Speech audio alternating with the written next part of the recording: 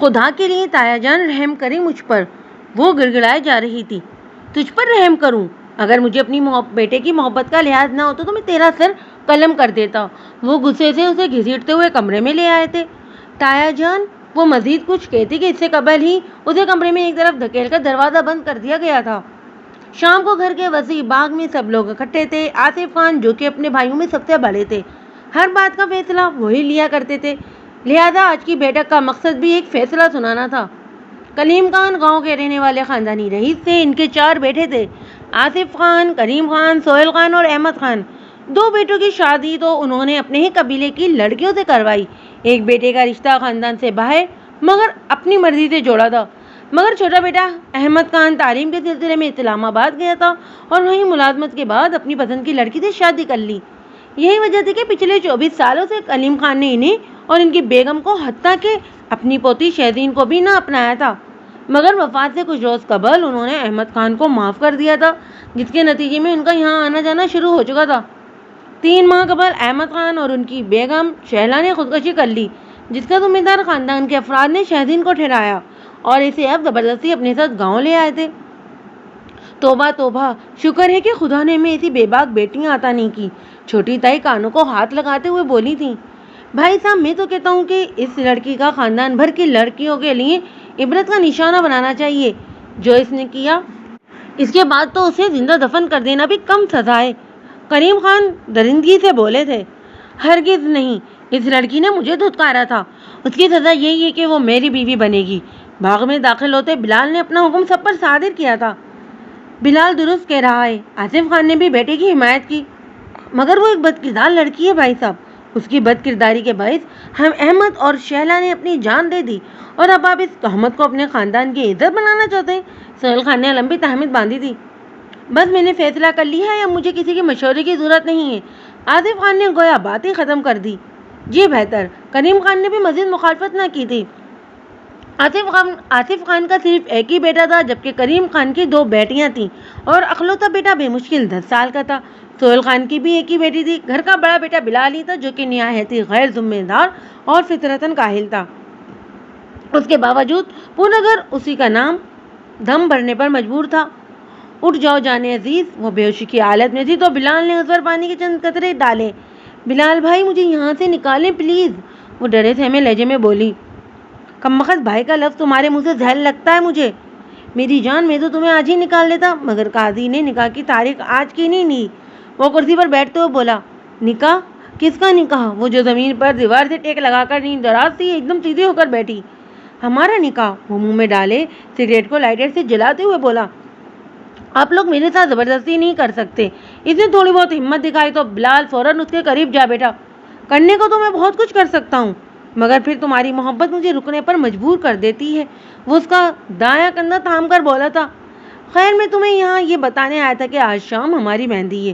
بابا جان تو نہیں چاہتے کہ تمہیں اس اندھیرے کمرے سے نکالا جائے، مگر صرف میرے اصرار پر شام میں تمہیں یہاں سے آزاد کر دیا جائے گا۔ اور ایک آخری بات، شام کی تقریب میں اگر تمہارے منہ پر مجھے 12 بجتے نظر آئے تو تمہارے انجام کی ذمہ دار تم خود کہلاؤ گی۔ وہ پھر سے اٹھا اور کمرے سے باہر چلا گیا۔ ماما، پاپا، وہ روتے ہوئے اپنے والدین کو یاد کر رہی تھی۔ شام کو اسے کمرے سے نکالا گیا۔ صبح سے اناج کا ایک دانہ بھی اس کے پیٹ میں نہ گیا تھا اور نہ ہی اسے کسی چیز کی طلب تھی۔ کچھ ایسے حالات نے اسے گھیرا تھا کہ بھوک پیاس سبھی اس کے لیے بے معنی ہو گئے تھے۔ یہ لو محترمہ، کپڑے پہن کر تیار ہو جاؤ۔ چھوٹی تائی کی بیٹی ہمنا نے اس کے سامنے ایک زرد جوڑا پھینکا تھا۔ میں نہیں پہنوں گی، اس نے صاف انکار کر دیا۔ آرام سے پہن لو، ورنہ پھر جو تمہارا اشر ہوگا نا، اس کا تمہیں اندازہ بھی نہیں ہے۔ ہمنا کی چھوٹی بہن ایرم بھی کمرے میں داخل ہوتی ہوئی بولی۔ کیا کر لیں گے آپ لوگ؟ میری جان لے لیں گے نا تو لے لیں، مجھے ایسی زندگی کی کوئی چاہت نہیں جس کا علامہ موت کے خوف سے گھرا ہو، وہ چلائی تھی۔ آہستہ بولو، یہ کوئی تمہارا شہر نہیں ہے جہاں تمہارا دل بھی کہے جو بھی کہے بک دو۔ یہ کلیم خان کی حویلی ہے جہاں لڑکیوں کو بولنے کا بھی اختیار نہیں ہے۔ یہ تو تمہاری خوش نصیبی ہے کہ بلال کا دل تم پر آ گیا، ورنہ بھی تمہیں سنسار کر دیا جاتا، پھر تمہیں موت کا مزہ آتا۔ ہمنا اس کی ہی ہم عمر تھی، لیکن اس گھر میں پرورش پانے کے باعث یہاں کے سب اصولوں سے وجوبی واقف تھی۔ شام کو اسے زبردستی اسٹیج پر بیٹھا دیا گیا۔ میک اپ تو اس نے کیا نہیں تھا، مگر اس کے باوجود کسی دلہن سے کم نہ لگ رہی تھی۔ گوری رنگت، نیلی آنکھیں، پریوں جیسے پرکشش نقوش، کیا کمی تھی اس میں؟ مگر قسمت نے اسے یہ دن دکھایا تھا کہ اس کے ہاتھ پر بلال جیسے شرابی، خوار اور عیاش لڑکے کے نام کی مہندی لگنے جا رہی تھی۔ تقریب ختم ہونے کے بعد دوبارہ اسے اسی اندھیرے کمرے میں بند کر دیا گیا تھا جہاں ویسے تو ہر آسائش موجود تھی، مگر اس کے لیے وہاں نہ بجلی کا کوئی نظام رکھا گیا تھا نہ کوئی کھڑکی۔ فجر کی اذان ہوئی تو اس کی آنکھ کھلی۔ اسی انتظام میں دروازے سے کوئی اندر آیا تھا۔ کون ہے؟ اس نے گھبرا کر پوچھا۔ میں ہوں۔ ہاتھ میں موم بتی پکڑے آصف خان کی بیگم شبانہ وہاں آئی تھی۔ آپ خاموش ہو جاؤ۔ شبانہ اس کے برابر میں آ بیٹھی۔ میری بات غور سے سنو، تمہاری جان کو بہت خطرہ ہے یہاں لڑکی، کل تمہاری شادی کے بعد یہ سب لوگ تمہیں مار دیں گے۔ شبانہ بیگم کے انکشاف نے اس کے پاؤں کے نیچے سے زمین ہی کھینچ لی۔ تم کیا سمجھتی ہو کہ آصف اپنے بیٹے کی پسند کا لحاظ کر رہا ہے؟ ہرگز نہیں، اسے اپنے بیٹے کی خوشی سے زیادہ تمہاری دولت عزیز ہے۔ تمہارے ماں باپ کی وفات کے بعد ان کے حصے کی تمام دولت کی وارث صرف تم ہو۔ بلال سے نکاح کے بعد وہ دولت بھی بلال کی ہو جائے گی، پھر وہ تمہیں مار ڈالے گا۔ میں آپ کی بات کا یقین کیوں کروں؟ آپ تو بلال کی ماں ہے نا۔ اس نے ہوش کے ناخن لیے۔ میں اس کی ماں نہیں ہوں۔ اس کی ماں تو اس نامراد کو جنم دیتے ہی دم توڑ گئی۔ مجھے تو آصف نے اپنے بیٹے کی پرورش کے لیے اپنایا تھا، وہ عابدہ سی ہو گئی۔ وہ انسان نہیں ہے، جانور ہے بیٹا۔ میرا پیار بلال کے لیے کم نہ ہو اس لیے اس نے میری اپنی بیٹی کے پیدا ہوتے ہی اس کا گلا دبا دیا۔ خود سوچو، جو انسان اپنی بیٹی کو موت کے گھاٹ اتار سکتا ہے وہ تمہارا کیا حال کرے گا؟ اب ان کی باتیں شہزین کو بھی خائف کرنے لگی تھیں۔ اور سب سے اہم بات جو تم نہیں جانتی وہ یہ کہ بلال شادی شدہ ہے۔ اس نے اپنی پسند کی لڑکی سے شادی کی تھی، مگر جب اسے تنگ آ گیا تو اسے طلاق دینے کا فیصلہ کیا۔ وہ لڑکی تمہاری طرح پڑھی لکھی تھی۔ اس نے جب اپنے حق کا مطالبہ کیا تو اسے ان باپ بیٹے نے جلا دیا۔ شہزین اس کی لاش تک نہیں ملی کسی کو۔ ایک کے بعد ایک ناقابل یقین انکشاف۔ میں اب کیا کر سکتی ہوں تائی امی؟ کل صبح میری قسمت کا فیصلہ کر دیا جائے گا۔ وہ ہمت ہار چکی تھی۔ نہیں، میں تمہیں یہاں سے بھگاؤں گی شہزین۔ میری بیٹی کا نام بھی میں شہزین رکھنا چاہتی تھی، اور اگر آج وہ زندہ ہوتی تو یقیناً تمہاری جتنی ہی ہوتی۔ یہی وجہ ہے کہ تم میں مجھے اپنی شہزین کی جھلک دکھائی دیتی ہے بیٹا۔ وہ بہت بری طرح جذباتی ہو گئی تھی۔ یہ کیسے ممکن ہے؟ میں کیسے ان لوگوں سے دور جا سکتی ہوں؟ یہ درندہ صرف لوگ مجھے ڈھونڈ لیں گے۔ اس کی حالت خوف سے غیر ہو رہی تھی۔ ممکن ہے تمہارا جتنا سامان یہاں تھا وہ میں نے باہر گاڑی میں رکھوا دیا ہے۔ کل صبح نکاح سے پہلے سب لوگ تمہاری دادا کی قبر پر جائیں گے۔ تم سب کی غیر موجودگی میں ملازم کے ساتھ یہاں سے نکل جاؤ، وہ تمہیں اسلام آباد پہنچا دے گا۔ وہ میرا وفادار ہے، کبھی اپنی زبان نہیں کھولے گا۔ وہ سب انتظامات کر چکی تھی، اور اگر میں پکڑی گئی تو نہیں پکڑی جاؤ گی، یہ میرا وعدہ ہے۔ میں اپنی شہزین کو نہیں بچا سکی، مگر تمہیں بچا کر میں اس ملال کو ضرور کچھ کم کر پاؤں گی بچی۔ انہوں نے روتے ہوئے اس کے سر پر ہاتھ پھیرا۔ اسلام آباد میں تمہیں کوئی دوست تو ہوگی نا، اس کے پاس چلی جانا یا پھر لاہور چلی جانا۔ انہوں نے اسے ایک کاغذ تھمایا۔ یہ لاہور میں میرے بابا جان رہتے ہیں، یہ ان کے گھر کا پتہ ہے، وہ تمہیں سہارا دیں گے۔ وہ بہت سخی اور نیک ہیں بیٹا، وہ ان کی طرح ظالم نہیں ہیں۔ شکریہ تائی امی، وہ ان کے گلے لگ گئی۔ چلو امی چلتی ہوں، خامخواہ کسی نے مجھے یہاں دیکھ لیا تو معاملہ بگڑ جائے گا۔ وہ اسے خود سے دور کرتے ہوئے کمرے سے چلی گئی۔ اگلی صبح بلال کی خوشی کا تو کوئی ٹھکانہ ہی نہیں تھا۔ آج وہ ہمیشہ کے لیے شہزین احمد کو اپنی زنجیروں میں جکڑنے جا رہا تھا۔ وہ تیار ہو کر کمرے سے نکلا کہ والد محترمہ نے اسے مخاطب کیا۔ بلال تیار ہو جاؤ تو چلیں۔ وہ بھی تیار بیٹھے تھے۔ جی بابا جان میں تیار ہوں، مگر جانا کیا ضروری ہے؟ وہ جو بیچ میں تھا۔ بیٹا یہ تو ہماری خاندانی روایت ہے، بزرگوں کی رسم کو نظر انداز نہیں کرتے۔ وہ اسے سمجھانے لگے۔ ٹھیک ہے، اس نے نہ چاہتے ہوئے بھی حامی بھری تھی۔ گھر کے تمام افراد گاڑیوں پر سوار ہو چکے تھے۔ بلال اپنے ماں باپ کے ساتھ اپنی ذاتی گاڑی پر سوار ہونے والا تھا کہ اسے ایک نئی ترکیب سوجی۔ بابا جان شہزین کو بھی لے چلیں، اس نے گاڑی کا دروازہ کھولتے ہوئے تجویز دی۔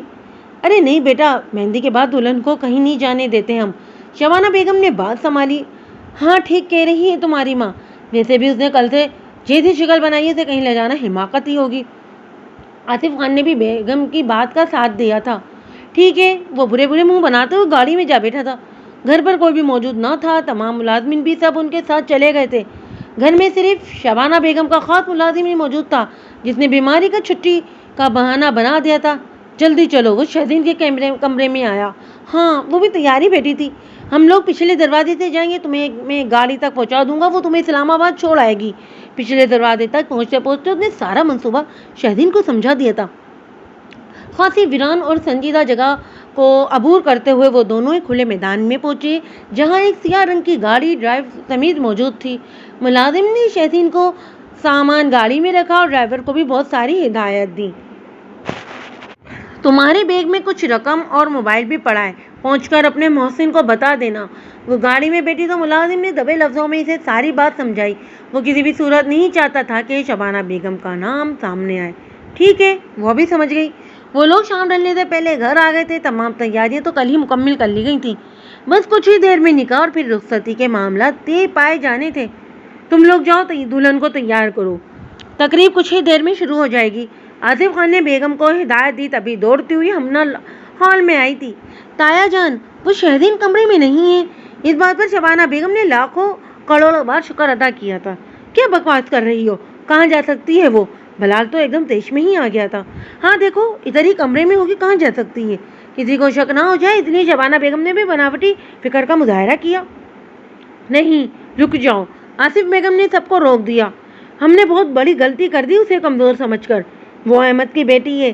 جب باپ نے ساری عمر اپنی چلائی تو وہ کہاں ہمارے آگے گھٹنے ٹیکنے والوں میں سے ہوگی۔ وہ اٹھ کھڑے ہوئے۔ شہر جانے والے ہر راستے پر اپنے آدمی بھیجو فوراً، وہ شہر ہی واپس گئی ہوگی۔ یہ کام میں نے کر دیا ہے بھائی جان، کریم خان وہاں آتے ہوئے بولے۔ راشد کہاں ہے؟ وہ شبانہ بیگم کے خاص ملازم کو بات کرتے ہوئے بولے تھے۔ وہ تو کل سے اونھے منہ پڑا ہے، بی پی آسمان پر جو پہنچ گیا ہے۔ ابھی بھی اسے میں نے دوسرے ملازم کے ساتھ ڈاکٹر کے پاس بھیجا ہے۔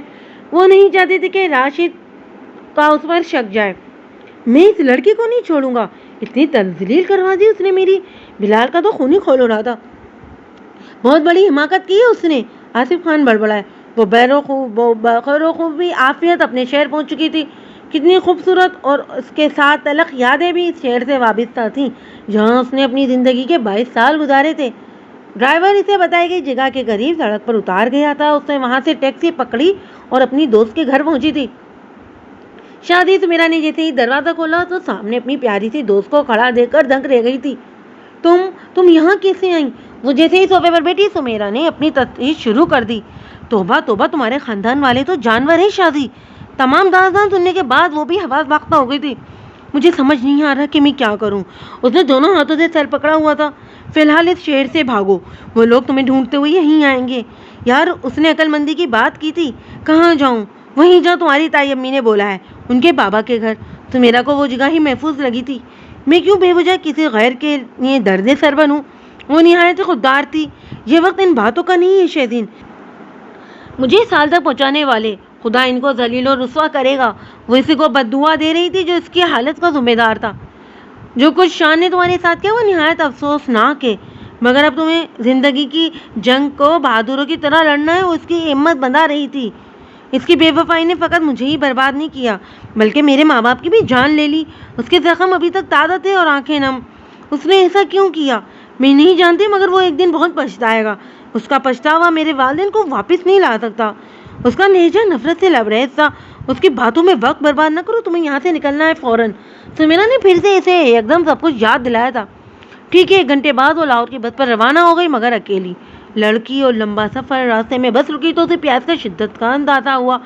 اپنا ہینڈ بیگ ساتھ ہی لے کر وہ پانی پینے کے لیے بس سے اتری۔ وہ پانی پی کر جیسے ہی مڑی تو آصف خان کے کچھ لوگوں نے اسے وہاں دیکھ لیا۔ آصف خان نہایت شاطر انسان تھے جنہوں نے ہر بس اسٹیشن پر اپنے کارندے کھڑے کروا دیے تھے۔ اے لڑکی رک! ان کے رکنے پر وہ بس کی بجائے کسی دوسری سمت دوڑ گئی۔ پکڑو اسے! ایک آدمی نے سب کو ہدایت دی، جس کے نتیجے میں سب لوگ شہزین احمد کے تعاقب میں دوڑ پڑے تھے۔ وہ دوڑتی ہوئی کسی ویران سڑک کی جانب نکل پڑی جہاں کوئی بھی موجود نہ تھا۔ وہ دوڑتے دوڑتے اچانک اس کا پاؤں ٹیڑھا ہو گیا، جس کے نتیجے میں وہ گرنے ہی لگی تھی کہ کسی نے اسے سہارا دے کر بچا لیا۔ انسان کو قدم ہمیشہ مضبوط رکھنے چاہیے تاکہ ٹھوکروں سے بچ سکے، اسے سہارا دینے والا لڑکا اس سے خود دور ہوتے ہوئے بولا۔ وہ لوگ میرا پیچھا کر رہے ہیں۔ وہ گھبرا کر پیچھے کی طرف دیکھ رہی تھی۔ کون لوگ؟ وہ لڑکا ابھی پچھلے راستے کو دیکھنے لگا۔ اے لڑکی! اسی انسرا میں وہ لوگ بھی وہاں پہنچ گئے تھے۔ او مائی گڈنس! 1 2 3! وہ لڑکا ان کی تعداد گننے لگا۔ لڑکی کو ہمارے ساتھ جانے دو، ان میں سے خطرناک تیوروں کے ساتھ پھنکارا تھا۔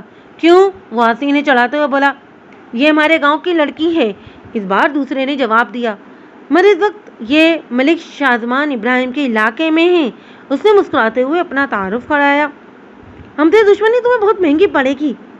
سستی چیزوں کا تو مجھے بھی شوق نہیں۔ اس نے شوقی سے مسکراتے ہوئے کہا، تیری تو وہ لوگ آگے بڑھے تو اسے مارنے کے لیے تھے، مگر ایک کے بعد ایک ان سب کی شامت ہی آئی۔ بولا تھا نا میں نے عزت سے مان جاؤ، خام خواہ میرا وقت برباد کر دیا۔ وہ سب زمین پر ماں کھا کر پڑے تھے اور اب شادمان دوبارہ اپنی آستینیں درست کر رہا تھا۔ اور میڈم آپ بھی اپنا تعارف کرا دیں۔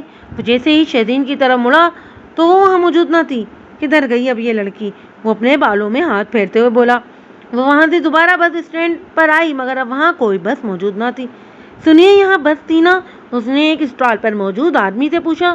بس تو 5 منٹ پہلے نکل گئی۔ کیا؟ ایک نہیں مصیبت، کہاں جاؤں اب میں؟ وہ چلتے چلتے سوچ رہی تھی۔ اول تو اس کا سارا سامان بس میں ہی رہ گیا تھا۔ ایک ہیڈ بیگ ہی اس کے پاس تھا جس میں تمام رقم اور شبانہ بیگم کے بھائی کا پتہ تھا۔ کچھ مدد چاہیے میڈم؟ 2 لڑکے اس کے پاس آئے۔ نہیں، وہ نظر چڑھا کر آگے بڑھتی ہوئی بولی۔ ارے میڈم کہاں اکیلی جا رہی ہیں آپ؟ وہ لوگ اس کا پیچھا کرنے لگے۔ تبھی ایک گاڑی ٹھک سے ان کے سامنے آ کر رکی تھی۔ Not again. گاڑی سے نکلتے شازمان نے اسے پہچان لیا۔ تم نے کیا آج میرے ہاتھوں کسی کا قتل کروانا ہے؟ وہ شیزین سے مخاطب ہوا۔ شازمان صاحب، وہ دونوں لڑکے بری طرح سہم گئے۔ ہاں جناب، چلو بھاگو یہاں سے۔ اس کا حکم دینا تھا کہ وہ دونوں ہی اڑنچو ہو گئے اور آپ خدا کے لیے گاڑی میں بیٹھے۔ اس نے شیزین پر حکم صادر کیا۔ کیوں؟ اس نے صاف انکار کیا۔ کیونکہ آپ اکیلی ہیں اور وہ بھی ایک لڑکی، اور میرے پاس بھی اتنا فضول وقت نہیں کہ بار بار میں آپ کو بچاتا پھروں۔ تو کس نے کہا ہے کہ آپ مجھے بچائیں؟ اس کا جتانا شیزین کو بہت ناگوار گزرا تھا۔ ارے واہ، نیکی کا تو زمانہ ہی نہیں ہے۔ بجائے اس کے کہ آپ میری تعریف کریں، آپ الٹا میری تضحیق کر رہی ہیں۔ وہ ابھی بول ہی رہا تھا کہ شیزین کی آنکھوں سے تو آنسوں کی بارش پھر سے برسنے لگی۔ دیکھیں میڈم، آپ یہاں کسی کو بھی نہیں جانتی، شاید اس لیے یہ عاجزانہ گزارش ہے کہ پلیز آپ میرے ساتھ چلیں۔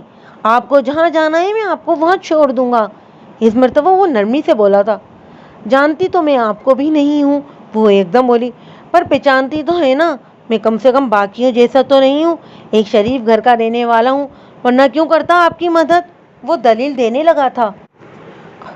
مجھے آپ پر تو نہیں مگر اپنے اللہ پر بھروسہ ہے کہ وہ میری حفاظت ضرور کرے گا۔ وہ اس کی گاڑی کی طرف بڑھتی ہوئی بولی تھی۔ اسٹائل ہے، وہ اس کی بات پر بڑبڑایا تھا۔ کچھ کہا آپ نے؟ وہ فوراً مڑی۔ میری یہ مجال۔ وہ اپنی گگل پہنتا ہوا گاڑی میں جا بیٹھا۔ میرا نام ملک شازمان ابراہیم ہے۔ گاڑی چلاتے ہوئے اس نے اپنا تعارف کروایا۔ آپ کا نام؟ اسے مکمل تعلق دیکھ کر وہ پھر سے ہم کلام ہوا۔ لاہور۔ جی، نائس نیم۔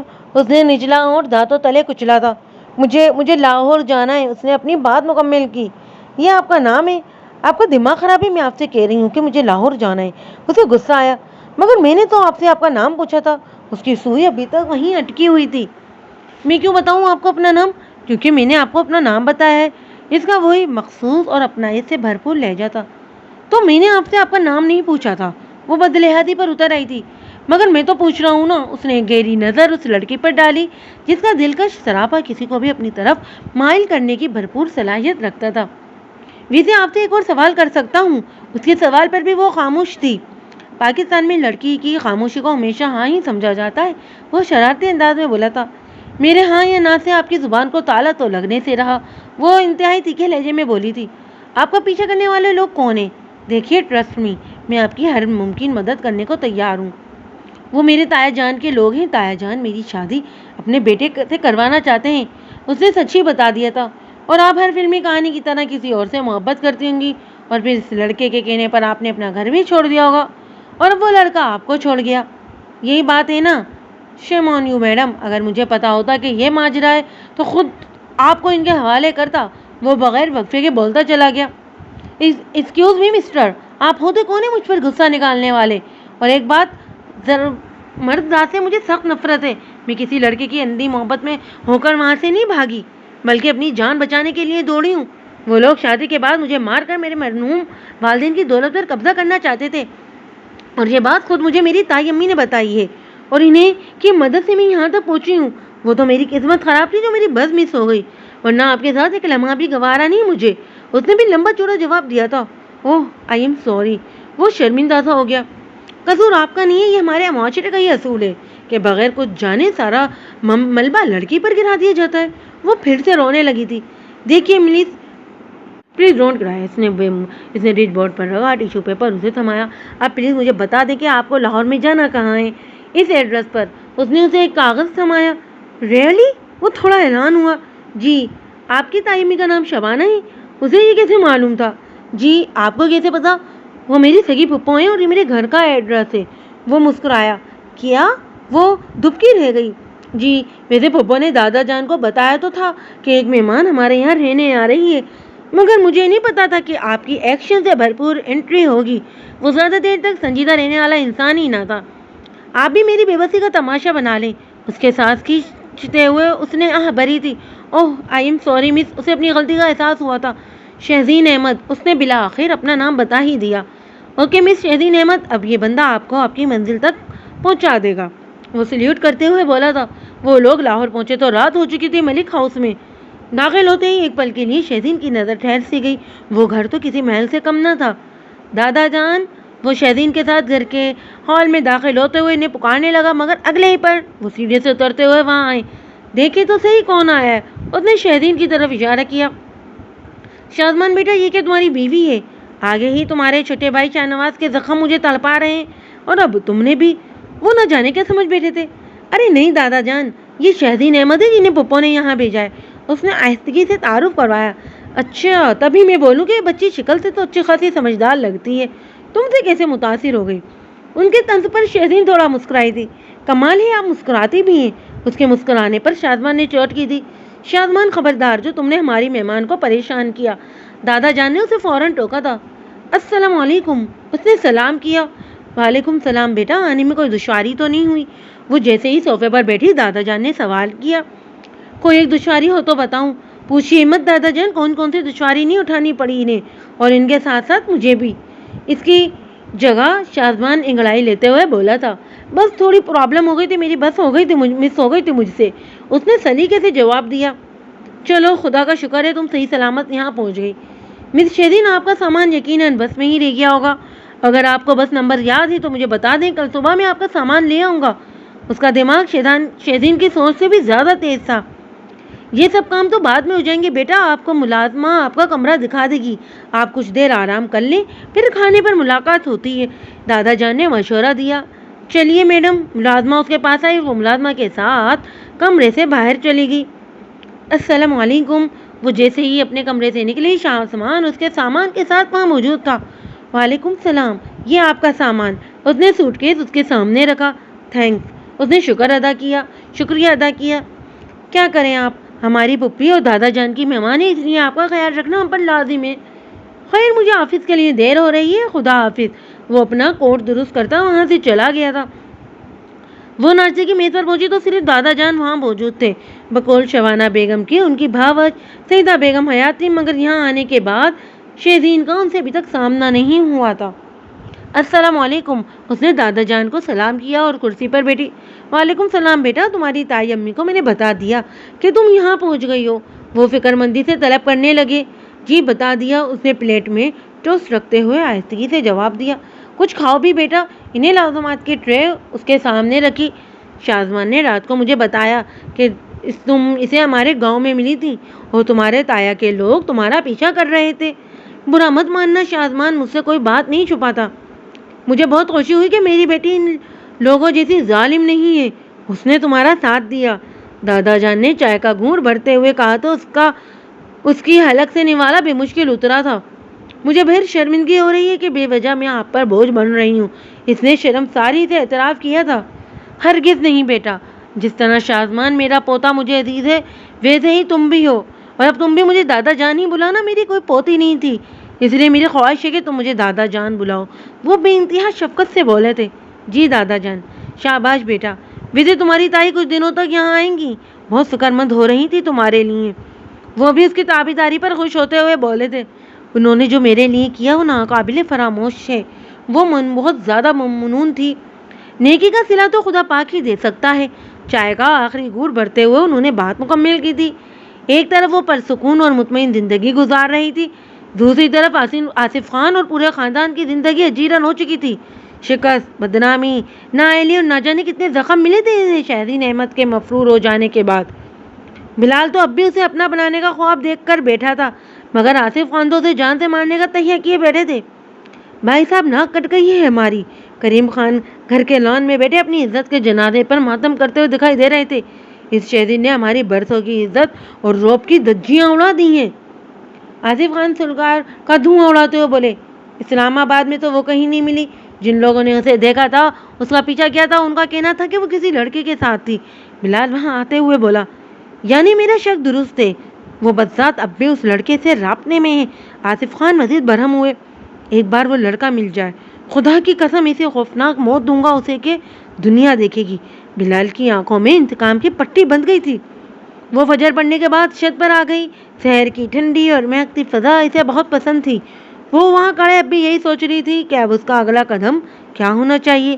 ساری عمر وہ ملک خاندان پر بوجھ بن کر نہیں رہ سکتی تھی۔ مجھے اب کچھ سوچنا پڑے گا۔ یہاں بھلے ہی مجھے پناہ مل گئی ہو، مگر میرا یہ مستقل ٹھکانہ نہیں۔ مجھے اپنے قدموں پر خود کھڑا ہونا پڑے گا۔ ایک انچاہی زندگی میرا مقدر ہے، مجھے اس سے سمجھوتا کرنا پڑے گا۔ وہ اپنی سوچوں میں گم تھی۔ او مائی گڈنیس، اسی دم شازمان بھی وہاں آ گیا۔ السلام علیکم مس شہزین احمد۔ اس کے برابر میں کچھ فاصلہ اختیار کرنے کے بعد وہ کھڑا ہوتا ہوا بولا، وعلیکم السلام۔ اس نے اکڑ سے لہجے میں جواب دیا، مجھے نہیں پتا تھا کہ آج میری صبح کا آغاز اتنا حسین ہوگا۔ کیا مطلب یہ کہ آج کا موسم کتنا اچھا ہے۔ کہیں آپ یہ تو نہیں سمجھنی کہ میری صبح کو حسن آپ کی موجودگی نے عطا کیا ہے؟ اس نے فوراً بات پلٹی تھی۔ دیکھیے مسٹر شازمان، مجھے آپ جیسا سمجھتے ہیں میں ویسی نہیں ہوں۔ میں یہاں شدید مجبوری کے باعث ٹھہری ہوں۔ اس کا مطلب ہرگز یہ نہیں ہے کہ میں ویسی لڑکی ہوں۔ وہ کسی لحاظ کے بغیر اپنی بات بول گئی تھی۔ او مس شہزین، آئی تھنک آپ مائنڈ کر گئی۔ دراصل آپ پریشان رہتی ہیں، اس لیے میں نے سوچا کہ آپ سے بات کروں، شاید آپ کا دل ہلکا ہو جائے۔ یقین کریں میں ایسا انسان نہیں جو کسی کی لڑکی کا مجبوری کا فائدہ اٹھاؤں۔ میں نے آپ کو جتنا بھی پریشان کیا ہے اس کے لیے سوری۔ اب میں بے وجہ آپ کے سامنے نہیں آؤں گا، آئی پرومس۔ وہ معذرت کرتا ہوا وہاں سے چلا گیا۔ صبح وہ ناشتے کے لیے وہاں پہنچی تو شازمان بھی وہاں موجود تھا۔ اسے آتا دیکھ کر وہ فوراً ہی اٹھ گیا۔ ارے شازمان بیٹا ناشتہ تو کرو، دادا جان نے اسے روکا تھا۔ نہیں دادا جان، میں نے کر لیا ہے، خدا حافظ۔ وہ اتنا کہتا چلا گیا۔ اسے وہاں رکے تقریباً 2 ہفتے گزر چکے تھے، مگر اس دن کے بعد شازمان اس کے سامنے آنے سے گریز ہی کرتا۔ وہ واقعی اپنی زبان کا پابند تھا۔ شہزین کے لیے یہ بات اہم نہ تھی۔ اگر اس کے لیے کچھ اہم تھا تو اس کا مستقبل، جس کے سلسلے میں اس نے ایک فیصلہ لیا تھا۔ دادا جان، وہ اسٹڈی میں بیٹھے کسی کتاب کا مطالعہ کر رہے تھے کہ شہزین نے دستک دی۔ ارے آ جاؤ بیٹا، انہوں نے کتاب سے نظر اٹھا کر جواب دیا تھا۔ دادا جان، مجھے آپ سے ایک ضروری بات کرنی تھی۔ وہ تھوڑا جھجک رہی تھی۔ جو بات کرنی ہے بیٹھ کر کرو بیٹا، انہوں نے سامنے پڑی کرسی کی طرف اشارہ کیا۔ دادا جان، مجھے یہاں آئے 2 ہفتے گزر چکے ہیں، کب تک میں آپ لوگوں پر بوجھ بنی رہوں گی؟ اس سے بات شروع کی۔ بیٹیاں کبھی والدین پر بوجھ نہیں ہوتی بیٹا، وہ اسے اپنا اور خاندان کا فرض تسلیم کر چکے تھے۔ پر دادا جان، میری یہ خواہش ہے کہ میں کوئی ملازمت کر لوں، وہ جھجکتے ہوئے بولی تھی۔ کیوں بیٹا، کیا تمہیں یہاں کسی چیز کی کمی ہے؟ وہ تھوڑے حیران ہوئے تھے۔ نہیں دادا جان، بالکل نہیں، مگر مجھے اپنے مستقبل کے بارے میں تو سوچنا ہے نا، میں ساری عمر نہیں رہ سکتی۔ اس کی بات پر وہ خاموش ہو گئے۔ تمہیں یہاں تمہاری تائی نے ہماری ذمہ داری بنا کر بھیجا ہے بیٹا۔ میں نے ان سے بھی بات کی ہے دادا جان، انہوں نے یہی کہا ہے کہ اگر آپ اجازت دیں تو انہیں کوئی اعتراض نہیں۔ جب شبانہ انہیں اجازت دے دی تو پھر کیسا اعتراض؟ ٹھیک ہے بیٹا، جیسے تمہاری مرضی۔ وہ آخرکار مان گئے تھے۔ شکریہ دادا جان، وہ بہت خوش ہوئی تھی، مگر میری کچھ شرائط ہے۔ تمہیں جہاں بھی ملازمت کرنی ہے وہاں تمہیں چھوڑنے اور لانے کی ذمہ داری شازمان کی ہوگی۔ اس کے علاوہ مجھے کسی پر اعتماد نہیں۔ ان کی شرط بھی عجیب ہی تھی۔ جی دادا جان، مجھے کوئی اعتراض نہیں۔ اس نے بھی ہاں میں ہاں ملا دی۔ وہ لان میں بیٹھی اخبار سے ملازمت تلاش کر رہی تھی، جو ملازمت اس کے لیے قابل قبول تھی۔